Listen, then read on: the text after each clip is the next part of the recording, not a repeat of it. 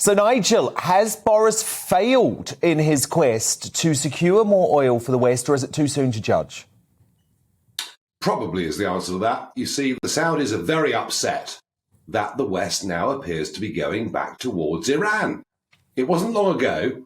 Boris Johnson was Foreign Secretary. He, the European Union, and the Obama administration signed a nuclear agreement with Iran, which enriched Iran hugely, enraged the Saudis, and now, with Biden in the White House, there's talk of that deal being put back on. So the Saudis are not impressed by that. We, in turn, of course, are not terribly impressed, but on Saturday, they executed 81 people, chiefly, of course, by cutting heads off with swords. I mean, that's how they do things in Saudi Arabia. And Boris Johnson, this great human rights champion. Well, look, here's the point.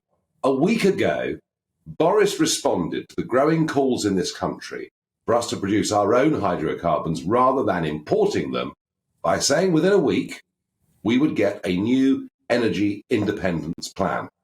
Thus far, all we have is the Prime Minister going to Saudi Arabia, begging them to increase production, to sell some of it to us so that we can reduce our dependence on Russia. Not, I would suggest, a very pretty picture, and not the message I wanted to hear.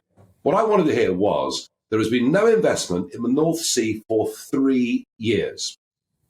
With oil at these prices, there are lots of gas and oil fields that could be opened up, including the Cambo oil field. And remember, that project was shelved because Westminster doesn't like oil exploration in their pursuit of net zero. The tyrant north of the border, and she used to rely on oil to get Scottish separation, has now turned her back on it, probably because she's in partnership with the Greens in Scotland. And we keep hearing green, green, green, green, green. Well, that's marvellous and absolutely wonderful and very virtuous and great. But we are going to need oil and gas in considerable quantities for many years to come.